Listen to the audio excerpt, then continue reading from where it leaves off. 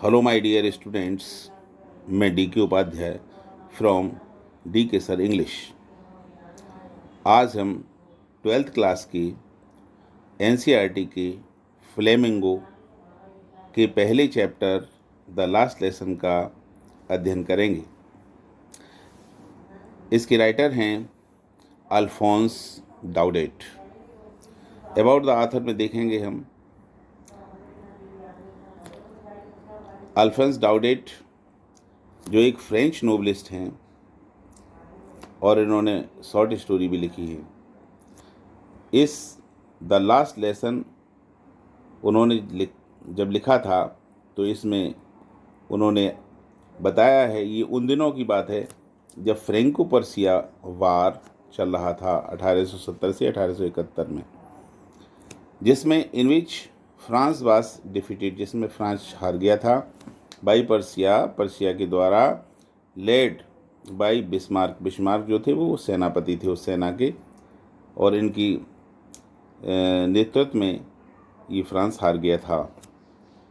Persia then consisted of what now are the nations of Germany, Poland and parts of Austria. यानी जो Persia जो था उन दिनों, जिसको हम पर्सिया बोलते थे, इसके अंतर्गत जर्मनी, पोलैंड और कुछ हिस्सा ऑस्ट्रिया का आता है।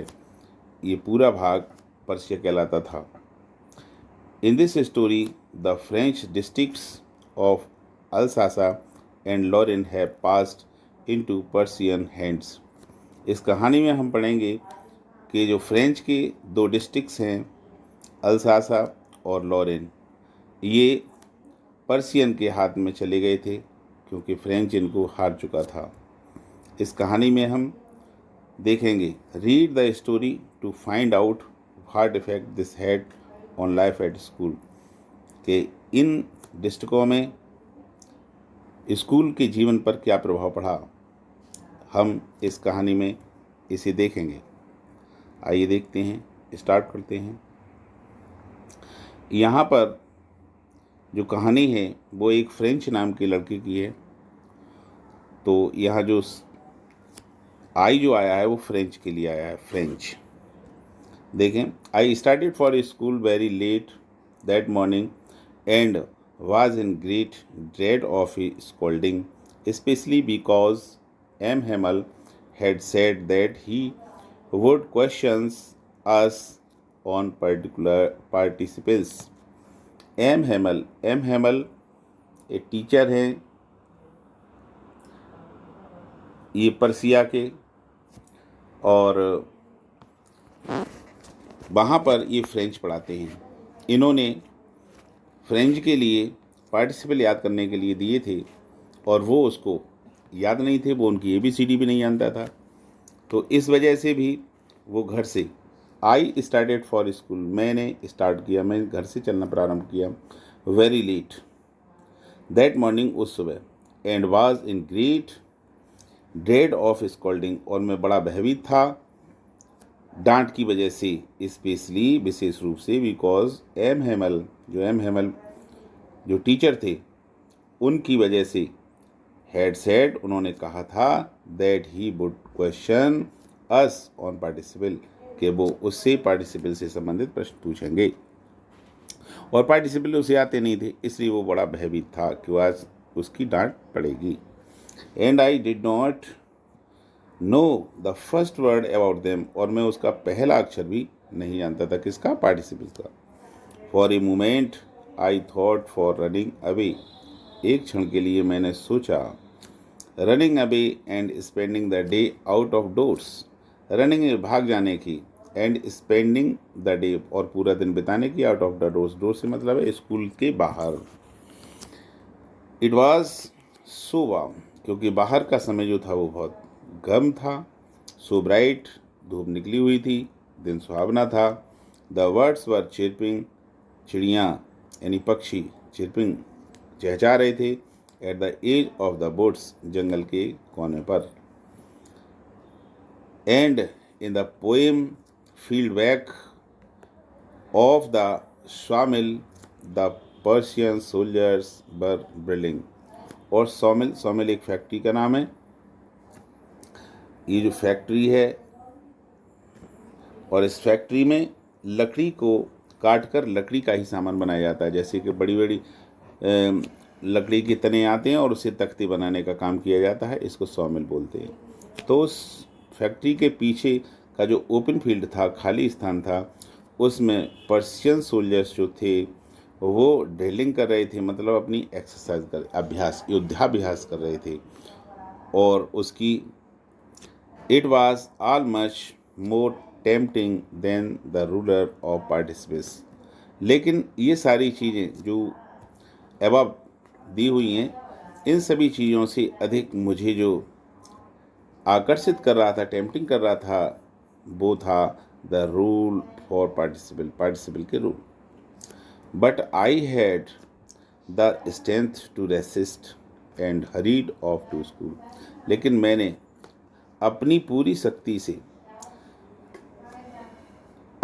शक्ति से अपना मन बनाया कि मुझे स्कूल जाना है, and hurried off to school, और फिर मैं जल्दी जल्दी स्कूल की ओर चल दिया। When I passed the town hall, जब मैं टाउन हॉल से गुजर रहा था, there was a crowd in front of the bulletin board, वहाँ पर जो बुलेटिन बोर्ड था उसके सामने बहुत बड़ी मात्रा में भीड़ थी। For the last 2 years all our bad news had come from there, the lost battles, the draft, the orders of the commanding officer, and I thought to myself without stopping, what can be the matter now? For the last 2 years, पिछले 2 वर्षों से, all our bad news, हमारी सभी बुरी खबरें, had come from there, वहीं से आती थी, द लॉस्ट बैटल्स, कि हम युद्ध हार गए, the draft of orders of commanding officer के जो ऑर्डर्स थे वो सब इसी के माध्यम से हमें मिलते थे।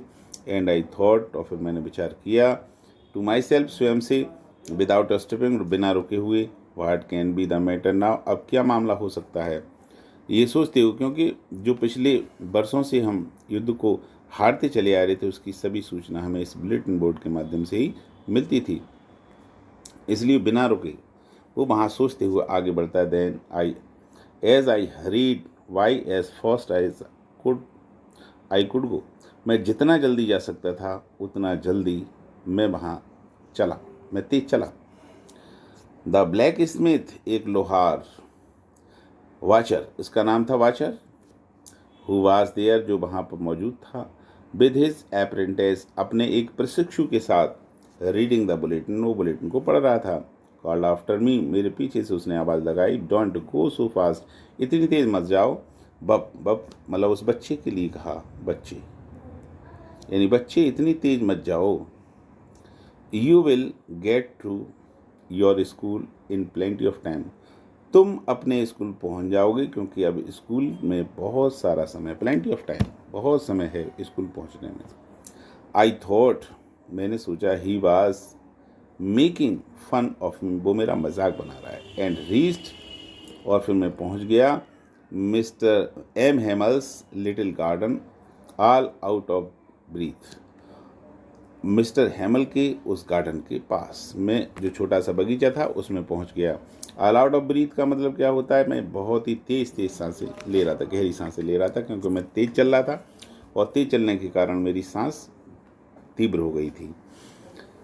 यूजुअली व्हेन स्कूल बिगिन, साधारणतः जब स्कूल खुलता था, there was a great bustle which could be heard out in the street, कि एक बहुत बड़ी वसल का मतलब होता है शोर, कि शोर सुनाई देता था।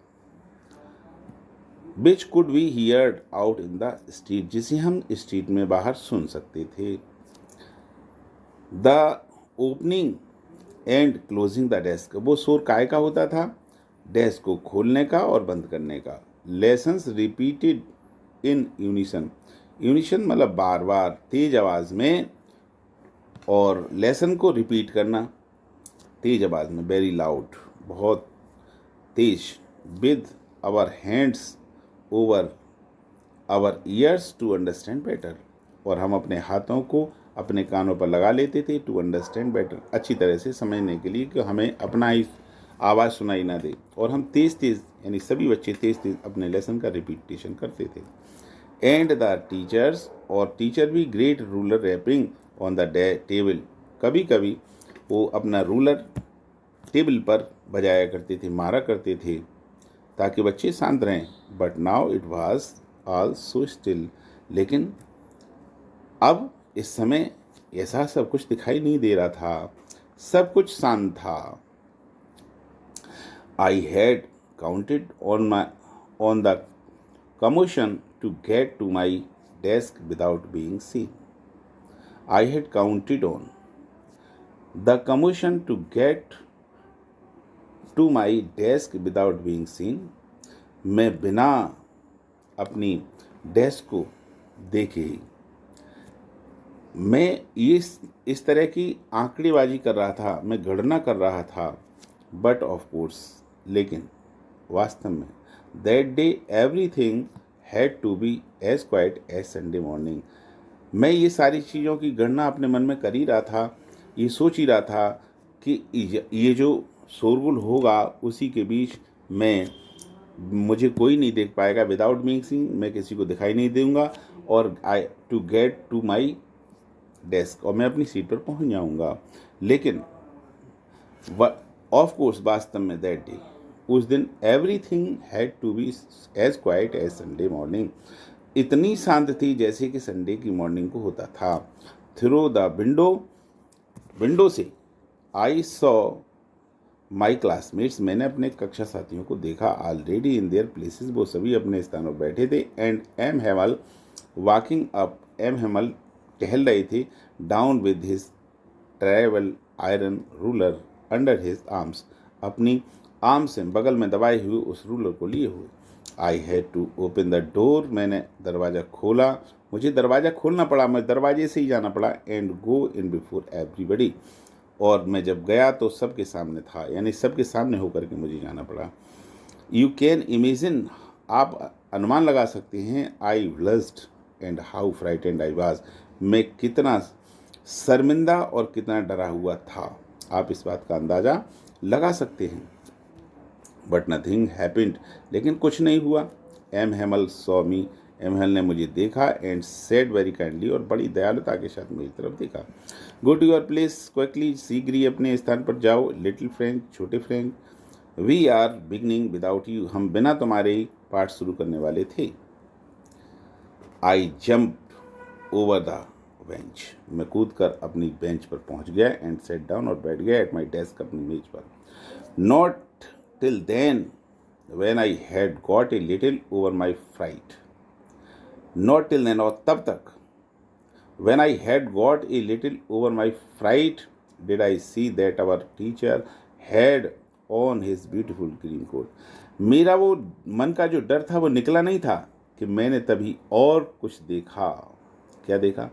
I see, मैंने देखा that our teacher had on his beautiful green coat, वो बहुत ही सुंदर ग्रीन कोट पहने हुए थे। हिज फ्राइल्ड, यानी ये नीचे दिखाई दिया है, इस तरह का ये टोप लगाए हुए थे। ये थ्रिल्ड ये टोप है, और अच्छी ड्रेस में नीचे देखें ये है यहाँ पर frilled shirt and little black silk cap, एक छोटा सा कैप लगाए थे। यहाँ पर ये सिल्क शर्ट है, एंड लिटिल ब्लैक सिल्क है कैप है, एंड एम्ब्रॉयडरी डर्ड, और पूरा जो है एम्ब्रॉयडरी कड़ा हुआ है। That he never wore except on inspection and prize days, वो इसे कभी नहीं पहना करते थे सिवाय इंस्पेक्शन के दिन या फिर प्राइज डेज के दिन। जब प्राइज डिस्ट्रीब्यूशन होता था उस दिन, या फिर कोई निरीक्षण होता था उस दिन इसको पहनने के अलावा वो इसे कभी नहीं पहनते थे। Besides the whole school seem to so strange, और इसके अतिरिक्त पूरा स्कूल जो था वो बड़ा ही स्ट्रेंज, विचित्र लग रहा था। एंड सोलमन, और बड़ा शांत था। But the thing that surprised me most was to see, लेकिन जो सबसे बड़ी चीज़ मुझे सरप्राइज कर रही थी वो ये थी, on the back benchers that were always empty, जो बैक बेंचेस थी वो हमेशा खाली रहती थी।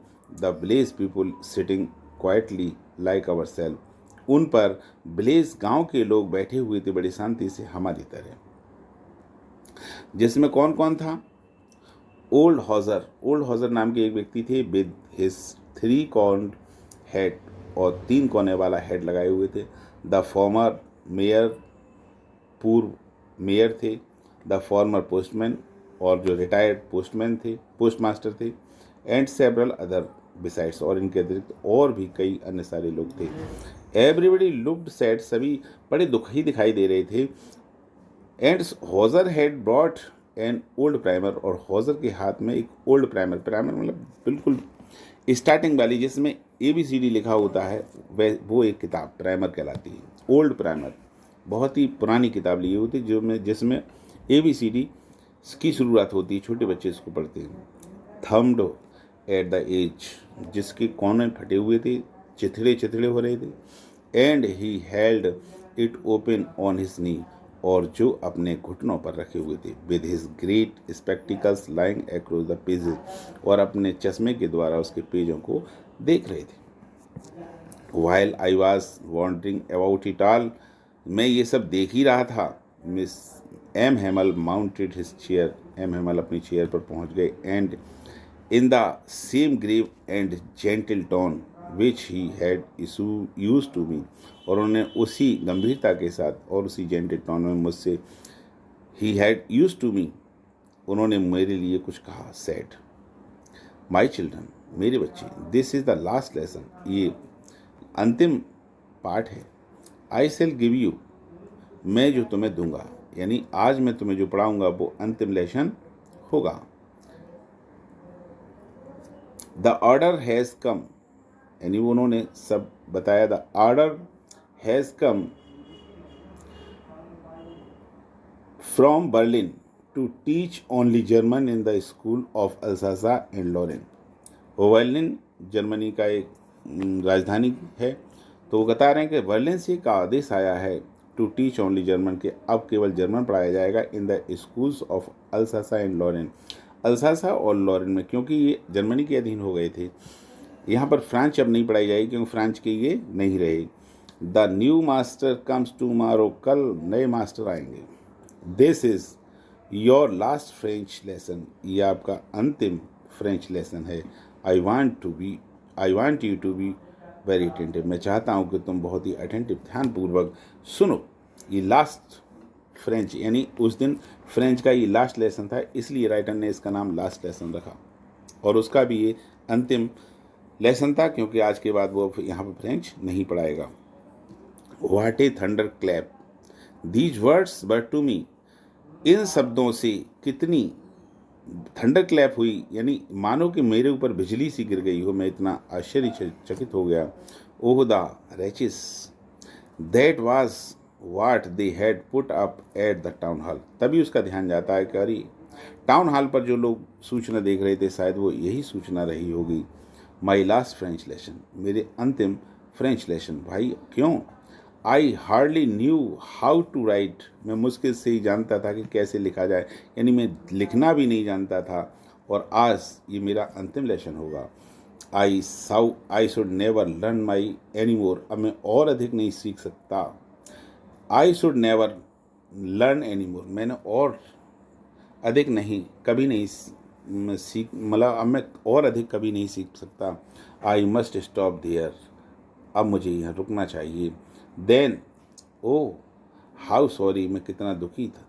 I was for not learning my lesson, कि मैंने अपने पाठ को नहीं सीखा। फॉर सीकिंग वर्ड्स एक्स और गोइंग स्लाइडिंग ऑन द सार, इसके स्थान पर मैंने क्या किया कि चिड़ियों के अंडों को निकाला, या फिर स्लाइडिंग करने के लिए सार एक नदी का नाम है, तो उस नदी में स्लाइडिंग करने चला गया। माई बुक्स, मेरी किताबें, that had seemed such A nuisance a while एगो, कुछ समय पहले ये किताबें मुझे बड़ा न्यूसेंस लगती थी। सो हैवी टू कैरी, और ले जाने में बहुत ही भारी लगती थी। माई ग्रामर, मेरी grammar, and my history of the saints, और जो सन्यासियों की इतिहास थी वो सभी वर ओल्ड फ्रेंड्स नाउ, अब वो सभी मेरे पुराने मित्र लगते हैं। That I could not give up, अब मैं इनको नहीं छोड़ सकता। एंड एम हेमल टू, और एम हेमल को भी, the idea that he was going away, वो विचार कि वो जाने वाले थे, दैट ही वॉज गोइंग, कि वो जा रहे थे, that I should never see him again, जब ऐसा विचार आया कि वो जा रहे थे और अब उनके लिए मैं कभी नहीं देख सकता दोबारा, ये विचार उसको परेशान कर रहा था। Made me forget all about his ruler, अब मैं उनके रूलर को भूल गया था। And how cranky he was, और वो कितने क्रैंकी थे, मतलब कितने सनकी थे। ही वाज, मैं ये सब भूल चुका था। Poor man, it was in honour of this last lesson that he had put on his fine Sunday clothes, and now I understood. अब वो संबोधन करते हैं पुअर मैन, यानी बेचारा आदमी। It was in honour of this last lesson, ये इस लास्ट लेसन के ऑनर में जो आए हुए थे। That he had put on his fine Sunday clothes, जो अपने फाइन संडे क्लोथ्स मतलब जो घर पर कपड़े पहनते थे उन्हीं कपड़ों में वो पहने हुए थे। एंड नाउ आई अंडरस्टूड, और अब मैं समझ गया। क्या समझ गया? Why the old man of village were sitting, ये बात उसकी समझ में आ गई कि ये ओल्ड मैन जो थे, बूढ़े लोग क्यों बैठे हुए थे। Were sitting there in the back of the room, उस रूम के पीछे। It was because they were sorry too, क्योंकि वो भी मेरी ही तरह दुखी थे। That they had not gone to school more, क्योंकि वो भी स्कूल नहीं गए। It was their way of thanking our master for his 40 years of faithful service and of showing their respect for the country that was theirs no more. It was their way, ये उनका तरीका था। Thanking, धन्यवाद देने का, our master, हमारे master के लिए, for his 40 years faithful service, उनकी 40 वर्ष की बहुत ही वफादारीपूर्ण की गई सेवा का धन्यवाद देने के लिए वो आए थे। End of showing there respect, और अपना सम्मान उनके प्रति दिखाने के लिए, फॉर द कंट्री, उस देश के, दैट वाज देयर्स नो मोर, लेकिन ये अब कुछ उनके पास नहीं था, इससे अधिक और कुछ नहीं बचा था। While I was thinking of all this I heard, जब मैं ये सब सोच ही रहा था, I heard my name called, मैंने सुना कि मेरा नाम पुकारा गया। It was my turn to recite, ये मेरा नंबर था, मेरी टर्न था, मेरी बारी थी टू रिसाइट, पढ़ने की। What would I not have given to be able to say that dreadful rule for the participle. What would I not have, जिनके बारे में मैं नहीं जानता था। What would I not have given to be able to say, मैं कुछ भी कहने के योग्य नहीं था, यानी मैं ऐसी हालत में नहीं था कि मैं कोई जवाब दे सकता था। दैट ड्रेडफुल रूल, उस भयानक यानी डरावने रूल्स के बारे में, फॉर द पार्टिसिपल के जो रूल्स थे उनके बारे में कुछ भी कहने में समर्थ नहीं था। All through very loud and clear, बहुत ही क्लियरली और एक अच्छी आवाज़ में। एंड विदाउट वन मिस्टेक, और बिना किसी मिस्टेक की हुई, यानी मुझे ऐसा सुनाई दिया कि उन्होंने मुझसे कहा कि अब तुम्हारा नंबर है, तुम पढ़ो, और अब बिना किसी मिस्टेक के पार्टिसिपल के रूल्स को बताओ। लेकिन ये पार्टिसिपल के रूल्स बिना मिस्टेक और बहुत ही क्लियरली और तेज़ आवाज़ में बोल पाना, ये मेरे बस की बात नहीं थी, क्योंकि मैं उनको नहीं बोल सकता था। बट आई गॉट, लेकिन आई गॉट मिक्सड अप, मैं अपने आप को समाहित कर लिया ऑन द फर्स्ट वर्ड्स, केवल एक ही वर्ड में। एंड स्टूड देयर, और खड़ा रहा, holding on to my desk, अपनी डेस्क को पकड़े हुए। माई हार्ट बीटिंग, मेरा हृदय तेज धड़क रहा था। And not daring to look up, और ऊपर देखने का मेरा साहस नहीं था, मैं ऊपर नहीं देख सकता था। आई हियर्ड एम हेमल से टू मी, मैंने सुना कि एम हेमल ने मुझसे कहते हैं, आई वॉन्ट स्कॉल्ड यू, मैं तुम्हें डांटना चाहता था। वट लिटिल फ्रेंच, छोटे French, you must feel bad enough, तुम बहुत बुरा महसूस कर रहे होगे। सी हाउ इट इज़, देखो ये देखो। Every day we have said to ourselves, वाह। हम आपसे एवरीडे, प्रत्येक दिन, वी हैव सेड, हम कहा करते थे, टू अवर सेल्फ, स्वयं से, वाह। I have plenty of time, हमारे पास, मेरे पास बहुत सारा समय है। यानी हम जो कहा करते थे कि अरे सीख लेंगे, बहुत सारा समय है। I shall learn it tomorrow, हम इसे कल सीख लेंगे। And now you see where we have come out, अब आप देख रहे हो कि हम किस मोड़ पर आ गए। यानी हम जो भी पढ़ाते थे उसके लिए आप कहा करते थे कि अरे बहुत समय सीख लेंगे, लेकिन आज आप देख रहे हो कि हम कहाँ पर पहुँच गए हैं, आप अब तक सीखे नहीं।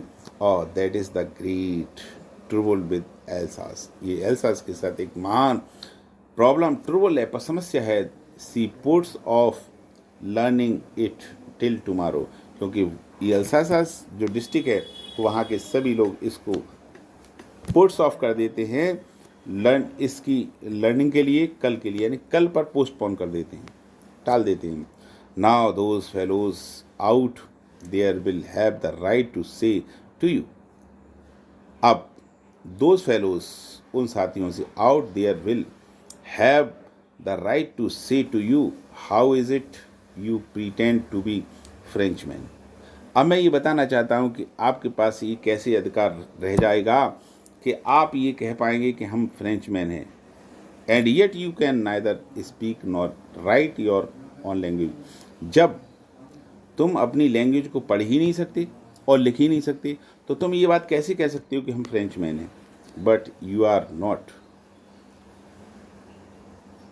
The worst poor little French, but you are not the worst, लेकिन तुम इतने खराब नहीं हो, पुअर लिटिल फ्रेंच, छोटे French.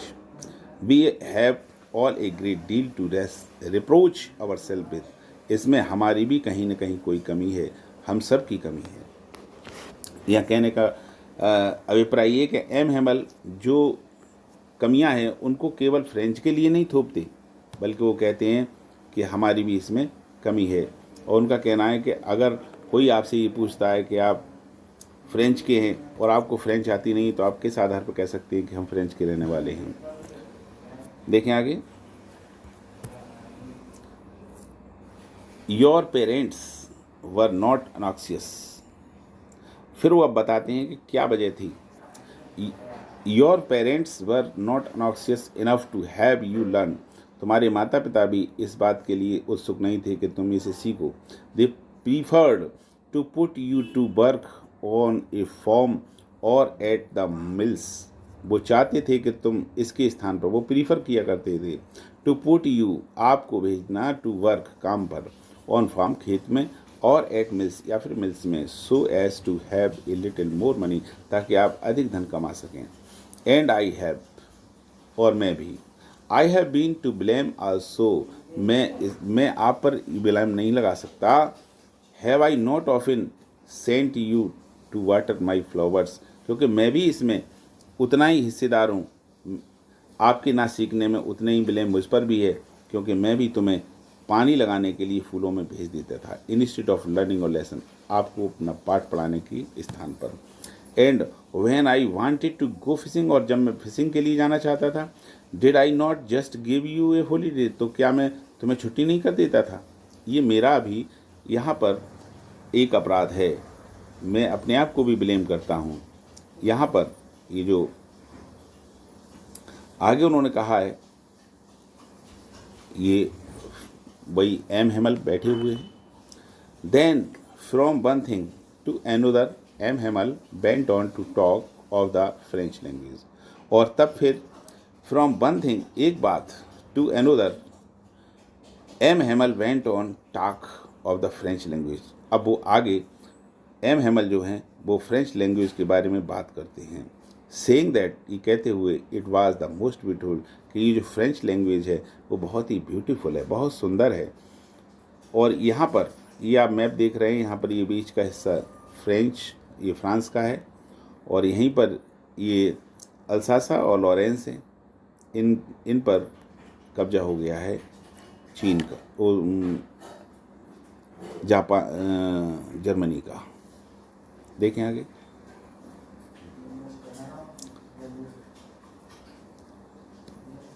Language in the world, ये सबसे सुंदर संसार में भाषा है।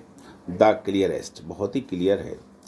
द मोस्ट लॉजिकल, बहुत ही तार्किक है। That we must guard it among us and never forget, और ये हमारी मदद करती है रक्षा कवच की तरह, और ये हम इसे कभी नहीं भूल सकते। बिकॉज, क्योंकि व्हेन ए पीपल आर एनस्लीव्ड, जब कोई व्यक्ति एनस्लीव्ड होता है, दास हो जाता है यानी गुलाम हो जाता है, as long as they hold last to their language, तो उस समय में उसकी जो ये लैंग्वेज है वो उसी से अपने आप को बचा पाता है। ये लैंग्वेज इतनी इंपॉर्टेंट होती है। It is as if they had the key to their prison, उस बंधन से छूटने का एक की है, ये एक चाबी है। यानी उस बंधन से छुटकारा दिलाने के लिए लैंग्वेज ही काम आती है। Then he opened a grammar, और तब उन्होंने ग्रामर को ओपन किया, and read us our lesson, और फिर हमारे लिए हमारा जो लेसन था वो पढ़ा हमने। I was amazed to see how well I understood it, अब मैं बड़ा आश्चर्य में था कि मैं कैसे इसको सीख रहा हूँ, बहुत ही अच्छी तरह से मेरी समझ में आ रहा था। All he said seemed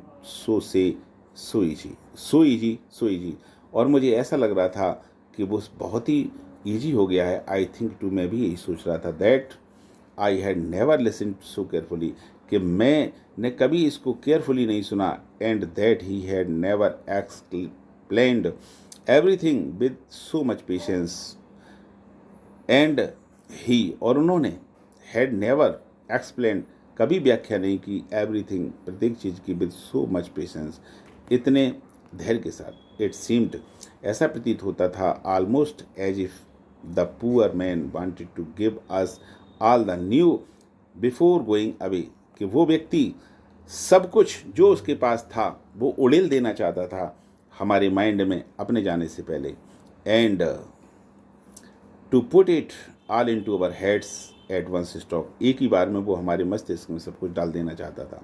after the grammar के बाद we had a lesson in writing, हमने राइटिंग का एक लेसन किया।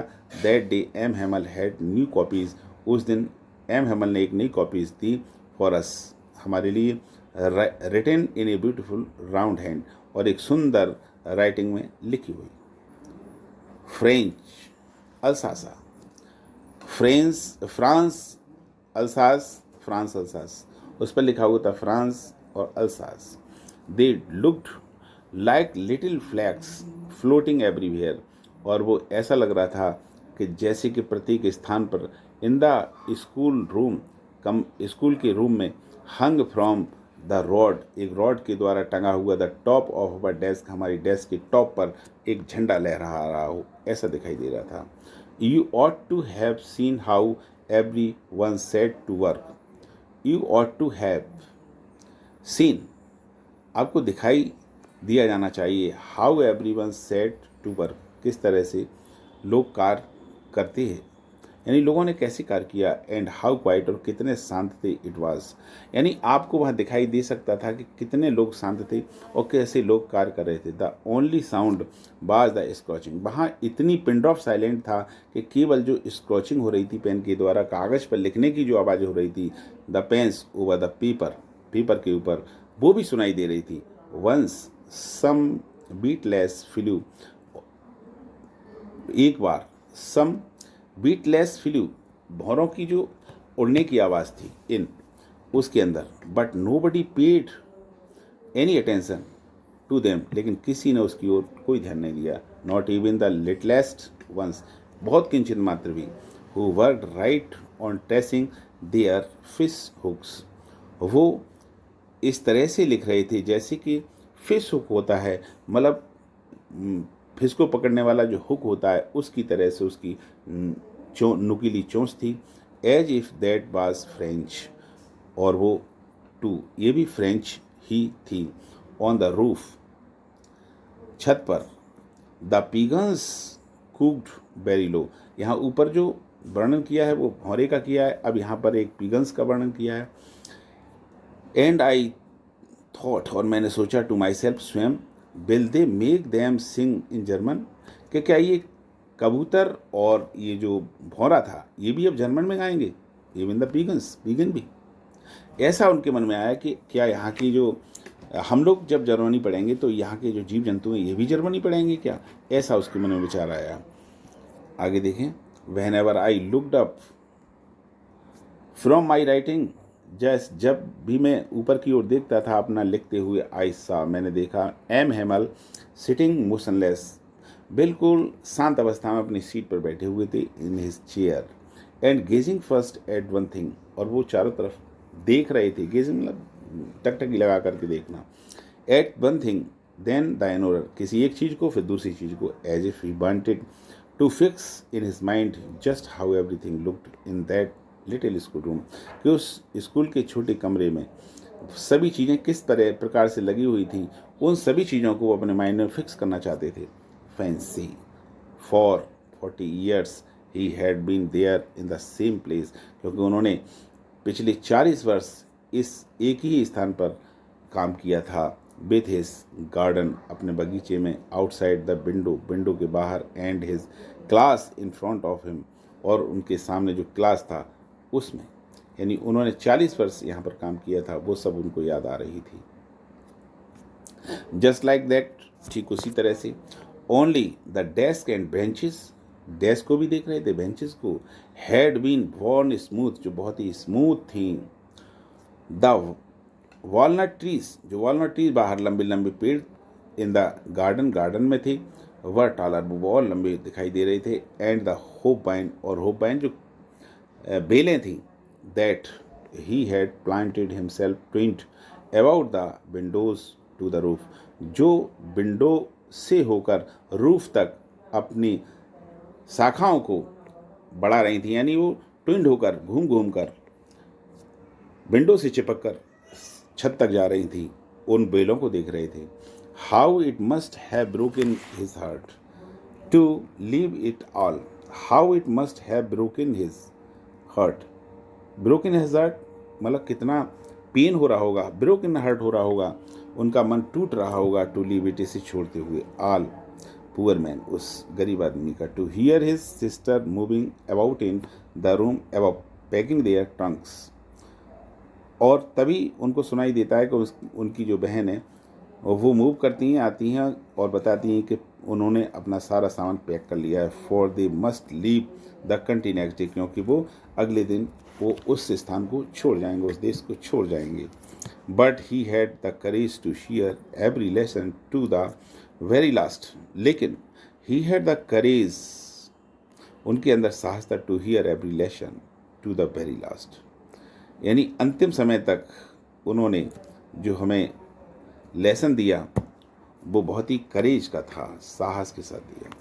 आफ्टर द राइटिंग के बाद, we had a lesson in history, हमने एक हिस्ट्री का पार्ट पढ़ा, and then the babies chanted their वाह वाह बा वी बा वे वी बो बू, तभी जो बच्चे थे वो बोलने लगे वाह वी बे बो बू, और down there at the back of the room, तभी नीचे की तरफ, एट द बैक, पीछे, of the room, old Hauser had put on his spectacles, उन्होंने अपना चश्मा जो वो पुट ऑन किया, पहना, and holding his primer in both hands, और अपने दोनों हाथों में उस प्राइमर, जो प्राइमरी किताब थी, उसको पकड़ा, spelled the letters with them, और तब अक्षरों को उन्होंने पढ़ा, अक्षरों की स्पेलिंग पढ़ी, शब्दों की। You could see that he, तुम मुझसे देख सकते थे, too was crying, his voice trembled with emotion, इमोशन के साथ, भावनाओं के कारण उसकी आवाज़ जो थी ट्रेम्बल हो रही थी, and it was so funny to hear him that we all wanted to laugh, और उनका बोलना इतना फनी लग रहा था, विचित्र लग रहा था कि हम सभी हंसना चाहते थे, एंड क्राई, और चिल्लाना चाहते, हाउ, अरे हाँ कैसा, वेल आई रिमेंबर इट, लेकिन हमें याद था, दैट लास्ट लेसन, वो अंतिम पाठ, all at once the church clock struck 12, तभी एकदम अचानक चर्च की क्लॉक ने 12 बजाया, देन द एंजलस, यानी जैसे कि एक देवदूत कोई आता हो, एट द सेम मोमेंट, उसी क्षण, the trumpet of the Prussians, Prussian की टेम्पेट बजी। रिटर्निंग फ्रॉम डिल, पर्शियन के जो लोग थे अपने सैनिक जो थे वो अपने युद्धाभ्यास से लौट करके आ रहे थे, ड्रिल से, जो युद्ध के लिए पूर्व अभ्यास करते थे उससे वो लौट करके आ रहे थे। साउंडेड अंडर आवर विंडोज़, उसकी आवाज़ विंडो के नीचे से सुनाई दे रही थी। M Hemal stood up, M Hemal उठते हैं अपनी चेयर से। वेरी पेल, उनका चेहरा बहुत ही पीला पड़ा हुआ था। इन हिज चेयर, अपनी चेयर पर। I never saw him look so tall, मैंने उन्हें इस तरह से कभी नहीं देखा, इतना लंबा लंबा होते हुए। माई फ्रेंड्स सेड, मेरे मित्रों ने कहा। ही, आई, उन्होंने कहा। माई फ्रेंड्स, ही सेड, उन्होंने कहा मेरे मित्रों। आई, वो आई बोल पाए, बट समथिंग चोक्ड हिम, लेकिन उनका गला रुंध गया। He could not go on, वो आगे नहीं बोल पा सकते थे। Then he turned to the blackboard, और तब वो ब्लैक बोर्ड की ओर मुड़े। टुक ए पीस ऑफ चौक, उन्होंने पीस का एक टुकड़ा लिया। And bearing on with all his might, और अपनी पूरी शक्ति लगाकर he wrote as large as he, और उन्होंने एक बहुत बड़ी संख्या में, बहुत बड़े अक्षरों में लिखा जितना वो लिख सकते थे। बाय वे ला फ्रांस, यानी फ्रांस तू जिंदाबाद, फ्रांस तू जिंदाबाद। Then he stopped and leaned his head against the wall, और तभी वो रुक गए और लीन्ड हिज हेड, अपना सिर झुका लिया अगेंस्ट द वॉल की तरफ। एंड विदाउट ए वर्ड, और बिना कुछ शब्द कहे, he made a gesture to us with his hand, और उन्होंने अपने हाथ से हम लोगों के लिए अभिवादन किया, यानी हमें इशारा दिया। School is dismiss, you may go, school अब समाप्त हुआ, तुम जा सकते हो।